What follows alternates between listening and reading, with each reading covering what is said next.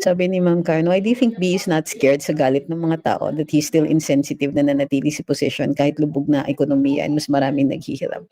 There's no single answer to that. It's a combination of a lot of things. Number one is the wishful thinking on his part that everything is still all right. Number two is that, he's really afraid of thinking of the alternative. He is scared.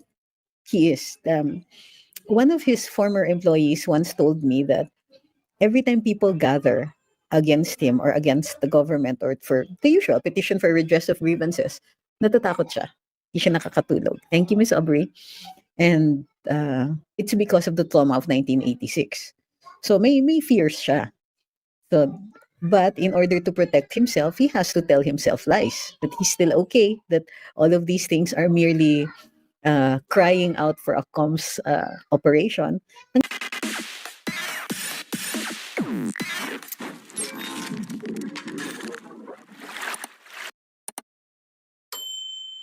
Tingin nga nila kasi from the very start, and this was evident since 2022, except when I was there, kasi nung nandyan ako, wala pa silang comms issues masyado. It was the first 100 days, so understandable yon.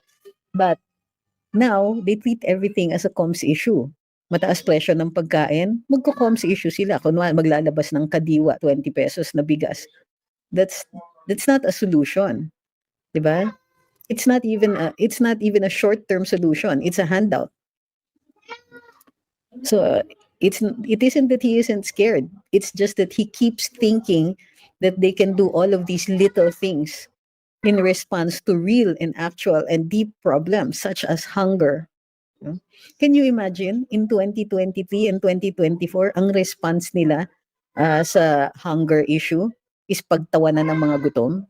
That's how insensitive they are.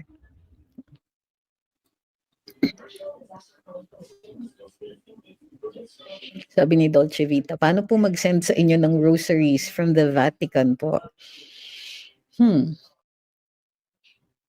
Maybe you'll have to get in touch with my assistant sa Facebook. It's RD Malano. Or you can send a message to Attorney Ahmed. When I'm traveling kasi hindi ko talaga maaasikaso yung mga messages. So, yun pa lang po yung maiisip ko so far.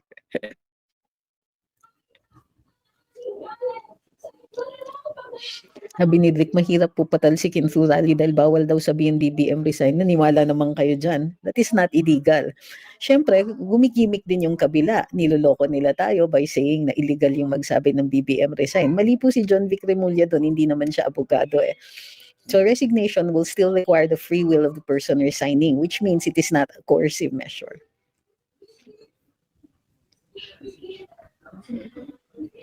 Sabi ni Mio, 7K participants. Kasi maraming lugar.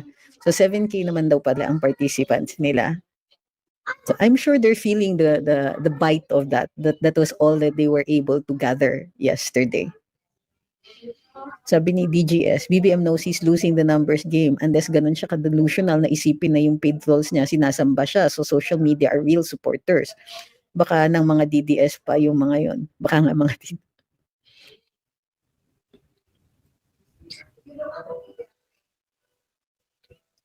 Sabi ni Bear, ang bilis mag-mute block sa akin ng moderator mo. Sinabi ko lang nakawawa si Kiko at Dilima, kailangan ng itaas ang presyo ng saba. Di ata nag-gets yung humor ko.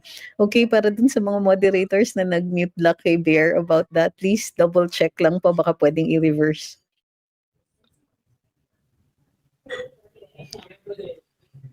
Sabi ni No Name, 7,000 times 1,500 pesos. Marami pa rin silang pera. No? Hi, Ma'am Gracia. Okay daw po. Sabi ni DGS, BBM knows he's... Ay, nabasa ko na pala yan.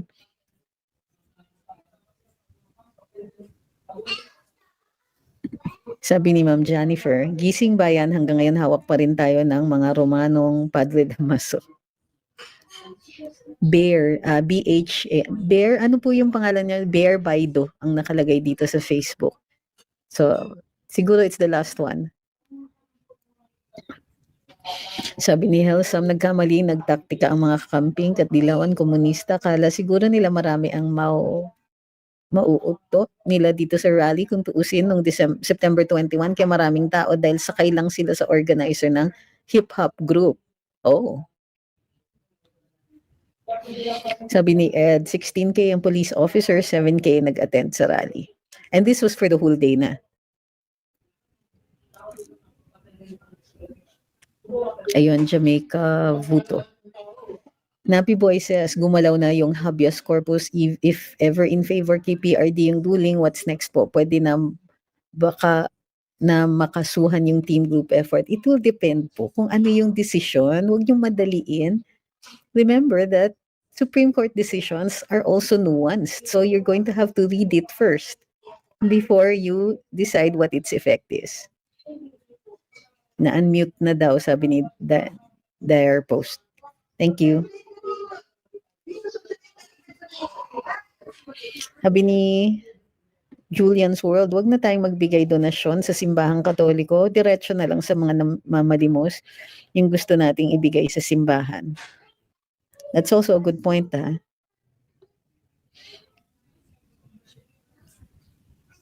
Sabi ni Lorelai, bakit pwede magsigaw ng BBM resign pero VP Sara resign pwede magsigaw? Kaya nga di ba? Tama po kayo dyan. Sabi ni BVB, 7K lang pala yung taong bayan nilang laging sinasabi. Hindi pa natin alam kung ilan dyan yung hakot di ba?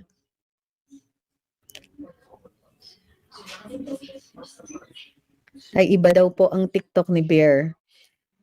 Sabihin niyo po kasi yung pangalan ninyo para ma-reinstate siya. Hinahabol din ako ng mga kakamping since PRD kasi ang TikTok ko, dami ko nang nakabangga doon, kaya palit-palit ako ng name. I see.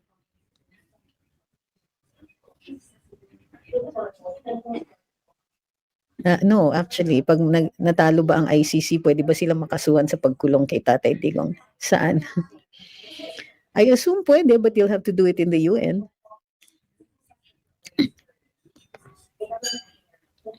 Sabi ni Mio, aminado naman daw yung apo ni Ninoy, apo ni Ninoy, na isa sa organizers, na palpak ngayon kaya may part 3 pa daw yung rally nila. Well,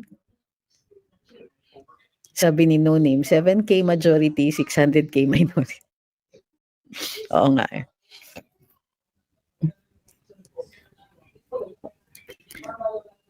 Sabi ni Isanodara, yan, nasampal ng realidad ang mga nagrarally.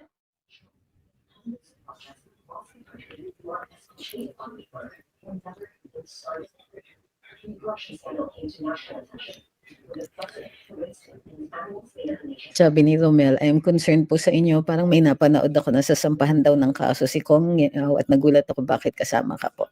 Well, let's see. Wala pa naman po ako natatanggap na reklamo tungkol dyan. So, we'll cross that bridge when we get there. Ako, kampante ako na wala naman pong ganon. Kampante ako na yung pinaparatang nila na supposed reklamo, which is unclear to me as of now, is something that I can address. So, huwag po kayo masyado pang mag-alala sa ngayon. Kumbaga, huwag niyong unahin yung takot o galit. Tignan muna natin kung ano yung paratang. Sabi ni Ellen, the entrenched culture of corruption. Oy, walang ganun ha, culture of corruption. Wag naman po ganun kasi ang laki ng word na culture. It means that every single person in the country, regardless dun sa kanilang ethnology, regardless of their upbringing, regardless of anything, ay corrupt. Hindi naman po ganon. Wala tayong kultura ng korupsyon. Hindi lang po siguro nababagay yung sistema sa ating kultura. It's not a match. We're going to have to create a much more Filipino system where hindi natin binabakbakan ang sarili natin for how we react to certain situations gawa ng ating experience as a people.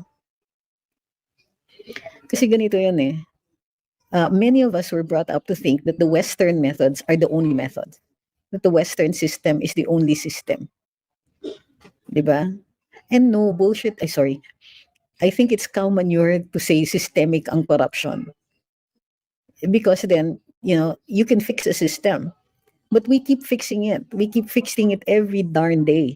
We have rules that are increasingly strict pero hindi naman nakakatulong kasi the people we put in position don't feel the need. Tingin nila pag nakaupo sila, royalty na sila. Imbis na servants of the people, hindi nila na-imbibe yung mindset because nga, iba yung kultura. We're going to have to think up of a system that is far more responsive. And hindi ako naniniwala na magkukopya lang tayo ng kahit anong sistema sa buong mundo. Hindi ako naniniwala doon. Kahit anong sistema yan, kung hindi yan naaangkop sa ating kultura, hindi yan makakatulong sa atin. Kailangan kilalanin natin ang sarili natin. At hindi natin binabakbakan ang sarili natin gawa bunga ng ating experience. A lot of us are really afraid of authority. A lot of us, ang response natin, even dun sa mga pagmamalupit ng mga autoridad, ay magtago at mag-survive muna until the next administration. We've been like that since the Spanish colonial period, since the Americans and the Japanese and even whoever corrupt leader would sit in government. Ang ginagawa natin, we go into survival mode lang. Oo ng oo, tago ng tago. Diba? Imbis na talagang talunin at baguhin, the hiding has worked for us for all of these years. This is our trauma response to colonization, to war, to martial law under Marcos Sr. This is a trauma response of the people. Tapos papagalitan ninyo, sasabihin ninyo yung mga tao, mga bobo, mga tao duwag, mga tao ganyan. Hindi. Intindihin muna natin ang sarili natin. Intindihan natin ang Filipino psychology. Sa tingin nyo, nakakabuti yung iinsultuhin ninyo yung mga tao when all they're doing is trying to survive? Diba? Hindi naman yata fair yun. We're so harsh on each other for not being able to comply with the Western system in our own home. I think that's mean.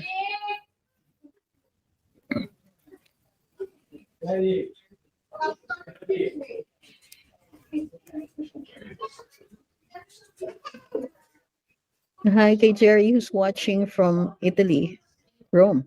Sabi ni Helson, parang frustrated na yung vlogger ng Pinklawan dahil sa konti ng dumalo sa rally nila at Panay Duterte pa rin topic nila. Ayaw banggitin si BBM at Romualdez sa topic, bulag at PP pa rin. Actually, si Edzology hindi. Nagkakasundo tayo sa anti-Marcos stand natin.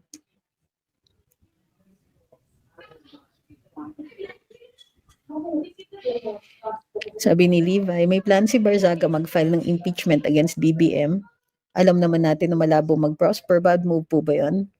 Well, kasi the danger is that you're only allowed one impeachment proceeding per year, di ba?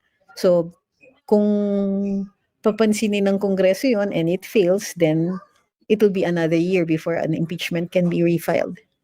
Yun yung danger. But kung sa tingin niya, he has the numbers, I'm pretty sure that gagalaw siya ng tama.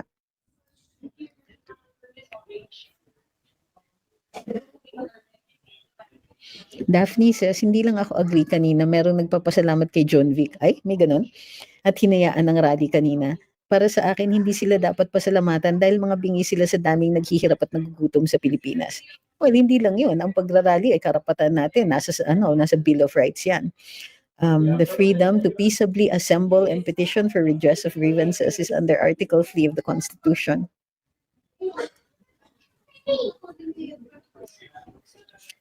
Ayla says, if Inday finally sits on the throne, bakit naman throne? As president, how can she remove Remulla sa ombudsman? Well, she can support an impeachment.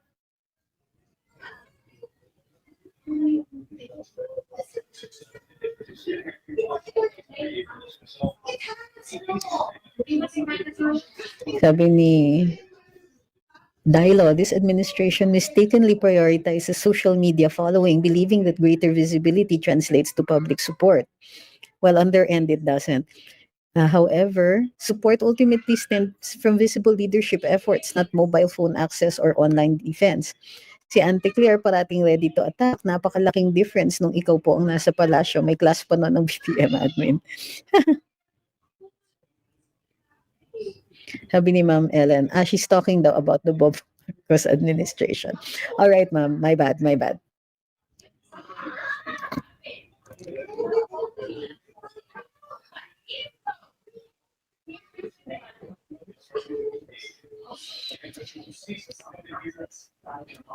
Sabi ni Eric Florentino, baka naman kasi it's the cops that really wanted to protest. Tapos yung 7,000 kanina ay mga cover or decoy lang. Alam mo, I never thought of it that way, but that's but that's certainly a thought.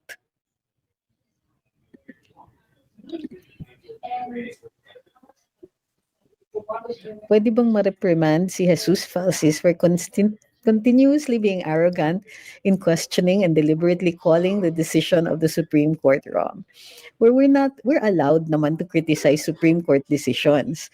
Ang bawal yung to open the court to ridicule or to make them vulnerable to ridicule because the court relies on one thing and one thing alone to maintain its authority, and that is the trust of the people. So, yun, excuse me, I assume that you can, if you want to, file a disciplinary measure, which is an admin case against Attorney Falsis, for exposing the Supreme Court to ridicule. So, pwede siyang ireklamo. Sabi ni Ma'am Gigi, sana magtawag na ng rally si Inday Sara. Sayang naman yung welded barricades. Also, good point. Pero, the VP, we need to make sure that our VP is safe. Na hindi siya makakasuhan ng mga incitings, na hindi siya paghihinalaan na nagli-lead ng rebellion or anything like that. Kasi nga, we need to preserve, all she needs to do is survive until 2028, and then that's where the magic begins, kumbaga. But kung sakasakali, tayo ay makapag-muster ng enough na tao sa kalye para makapag-petition for redress of grievances, then we have to keep VP Inday out of that.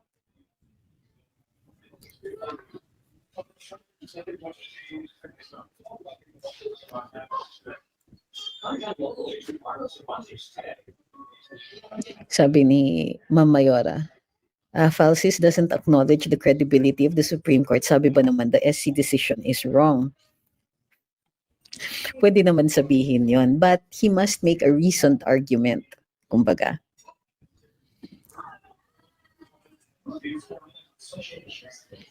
Sabi ni Bear, si Auntie Claire parang broody hen, putak ng putak, wala namang itlog.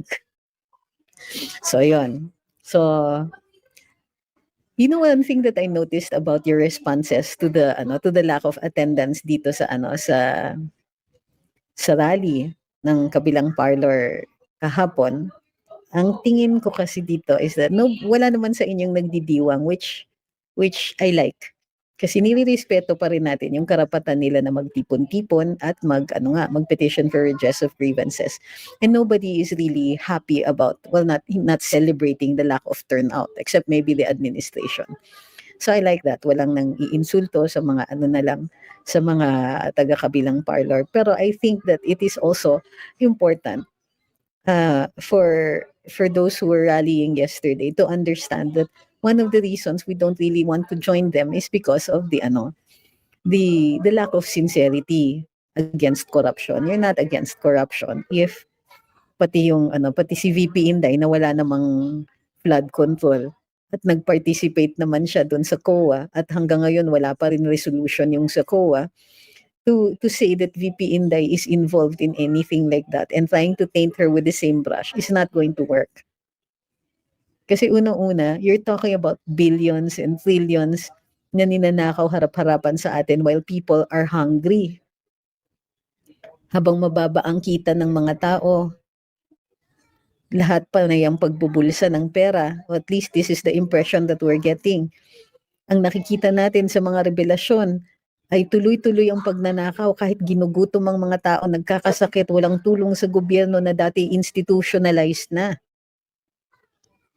If we're not going to address that at ang ina-address lang natin ay yung political leadership, paano naman? Di ba, paano tayo makakapag-institute ng pagbabago sa ganyan? It's time talaga then, I agree, to set aside the politics of this. VP Inday, like it or not, for anybody, is the constitutional successor. There is, may ilang panawagan. Dalawa na ngang issues ni BBM.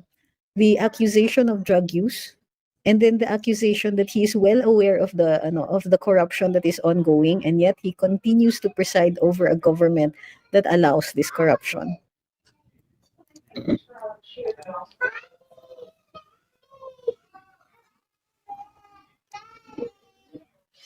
Sinong bet ko nakatandem ni VP Sara? Hindi po ako kasi in a position to to choose. Wala akong bet. Ang bet ko kung sino ang gusto ni VP Inday, because she's the one who's going to have to live with that vice president, di ba? So hayaan mo siya. But what I do know is that it's not going to be Amy Marcos. So wala pong ganon. What I do know is ayoko kasing banggitin yung mga pangalan na nag-emerge dahil baka awayin ng ng administrasyon. The way na inaaway nila si VP Inday, di ba?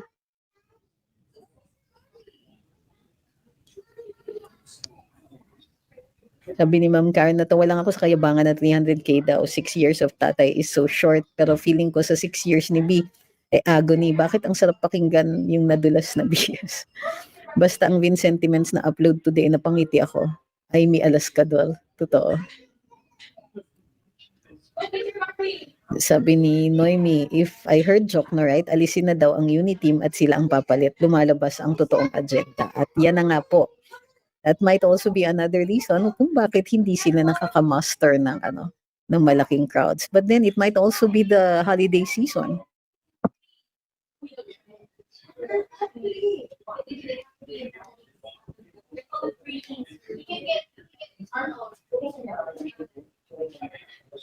Sabi ni Ma'am Mayora, their equation about corruption is ganito, 150 million is greater than 100 billion. So actually, mali nga sila kasi sa 150 million na yun, mayroong mga inalaw. So it's only about 71 million.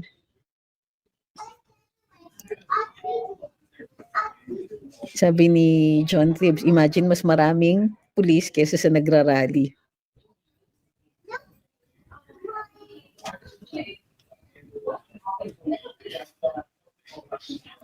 Sabi ni Bell, kaya nga pinagre-resign nila si VP, di kumikibo si mahal na VP kasi bright. Well, actually, she said she's ready. At medyo nanti-trigger kasi ang ating mahal na VP. Kilala niyo naman yan, sutil din yan. So yun, so given that, I think marami namang factors kung bakit hindi na tuloy yung ganung karami sanang yung marami sanang nag-participate. Ako, I was expecting a decent crowd. I was not expecting less than 10,000. So, well, hindi ako masyadong magdidiwang din about that. Kasi para sa akin, importante na maipakita natin sa administrasyon na ito that we are against corruption. Sabi ni Jackie Chong, di ba attorney sabi nila brat nga daw? Well, I think hindi na nila masasabi yung brat ngayon. Sabi ni Ma'am Noemi, si Falsis dapat false is ang name. Hindi naman siya uubra kay Prof. Malu. Oo. Boriki says, I miss you sa bilyonaryo, yung naiwan po kasing parang may pinupush na narrative or color. Well, lahat naman meron kahit paano. Sabi ni Benji, kahit ilang rally pagawin ng mga mamamayan, hindi bababa sa pwesto si B. Mag-antay na lang tayo ng 2028 national elections. Tiyak ko naman yung endorse ni B, wala nang panalo kay VP Sara. Hindi naman po ako naniniwala na wait na lang tayo kasi we still have to register our protest. Hindi naman tayo nagpo-protesta para palitan na kaagad si B. Alam naman natin ang realidad. Pero kung hindi tayo magsasalita at walang manifestations katulad ng rallies, parang hinahayaan lang natin. Hindi natin ipinalalabas sa kasaysayan yung ating galit dito sa korupsyon. So hindi ako naniniwala na dapat tumigil ang mga rally. Mali po yan talaga. There should be evidence na mayroon tayong pagtutol sa ginagawa nila. Kasi actually, you're doing their PR for them. Kung sasabihin nyo, wag na kayong mag-rally. Ibig sabihin, walang physical manifestation ng galit natin.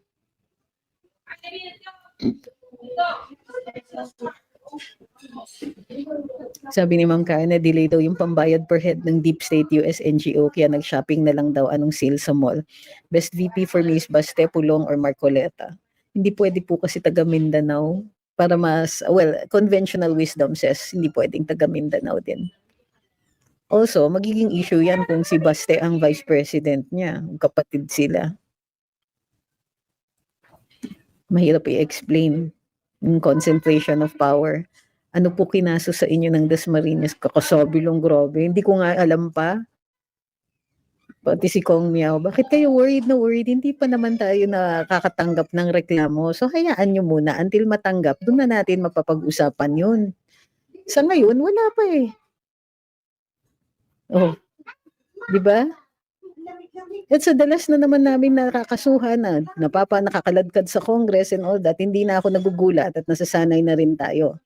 Pero let me just say this, lahat ng mga kaso na nagdi-discourage ng pagpupulong to petition for redress of grievances, which is a guaranteed right under the Constitution, will have to be looked at very strictly by the judicial authorities. Ibig sabihin, sila yung may burden. Rally yun eh. So, hayaan na muna natin. Hintayin natin kung ano yung actual na reklamo bago tayo sumagot at bago natin pag-usapan. Sabi ni Bart, panakot lang yan. Lagi namang ganyan eh. Pwede. Ganito ang sasabihin ko sa inyo. Nung mga panahon na naghahawak ako ng mga rebuilding sundalo, araw-araw ang death threat sa akin. May mga attempts na i-disappear ako 3 beses. Nasa dyaryo pa nga, hinarang ako ng kotse. So these things, at least legal yung ginagawa nila. Nagpa-file sila ng kaso. Kesa naman yung kinikidnap nila kami. Kesa naman yung hinuhugot kami, di ba? Kesa naman yung nagpapakita sila sa opisina ko at nagdi-demand na sumama ako sa kanila. So these things, kailang yan. I'm too old. Para matakot pa sa mga ganyan. Yan. Kasi, why? Aanhin naman natin yung takot na yun, makaka-cloud yan ng ating isip. But I have been through a lot already. Ulitin ko ha, nung panahon, andyan si General Jojo. Siya yung magkikwento pa sa inyo kung ano yung mga pinagdaanan ko nung may mga kliyente ako katulad niya. Diba? So, I've been through the whole thing. There are people who tried to arrest me in my office without a warrant of arrest. There are people who nahinarang ako dun sa daan, sa sasakyan. Yan, maraming ganyan. So 3 times. Sinulat pa ng inquirer yon. At the time na nagdi-disappear talaga ang mga tao nun, may mga extrajudicial disappearances. But nobody ever brought Gloria Arroyo to the ICC. Nobody ever brought Noynoy to the ICC, even if we were in danger of that. So I've had clients who were mega, ang lalaki ng mga kalaban nila, and we were always in danger. There was always the possibility of something. And yes, kinakasuhan ako. I've survived 11 disbarment cases. So, sa tingin nyo yung mga ganyan are going to matter in the long run? We will wait for the complaint to reach us bago natin pag-usapan yan.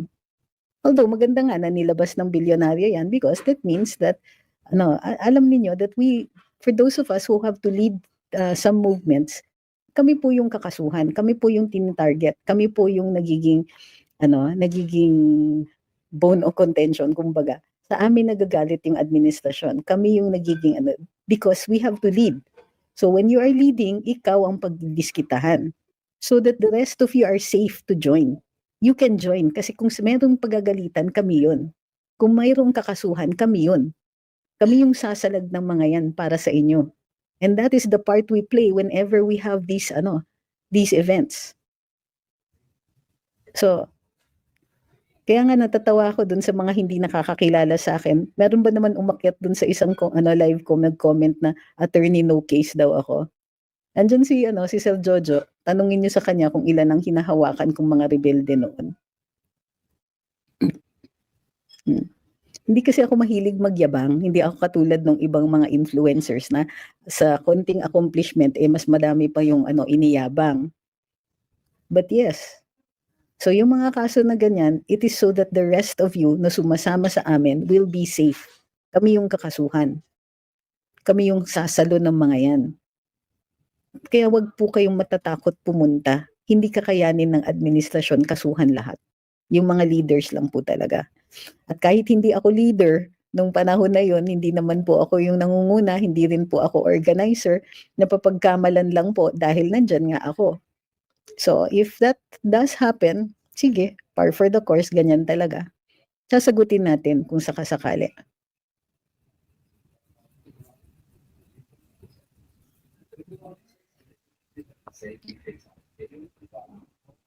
Sinong kausap ni Ma'am Sheena?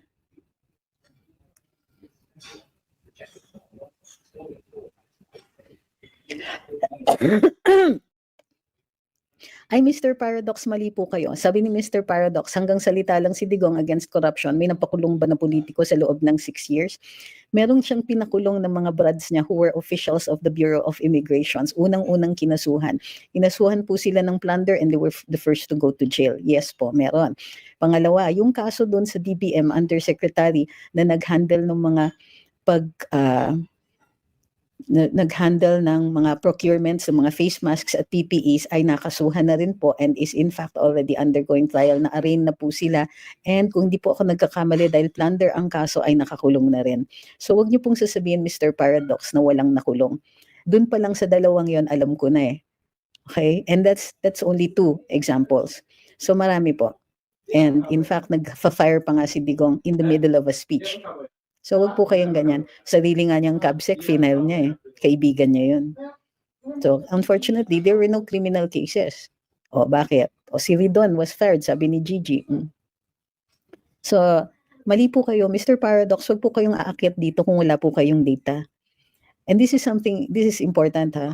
Somebody once told a friend of mine na nakipagdebate sa akin on TV, you're not going to win against Trixie if you're going to come to the debate without data. So wag po kayong aakyat dito at mag-a-attempt na mang-insulto kung wala po kayong impormasyon. Kung ang hawak nyo lang ay propaganda materials. Matatalo lang po kayo dito. Kung hindi sa akin, dito sa mga tambay dito na mas marami pang alam kaysa sa'yo. Sabi ni Boriki, I don't understand yung relation na may nakulong o wala in the past. The issue today is maraming namatay dahil sa corruption sa current administration o dapat may managot. Ayun na nga. Dapat nga may managot, and going through trial is a form na nagpapanagot.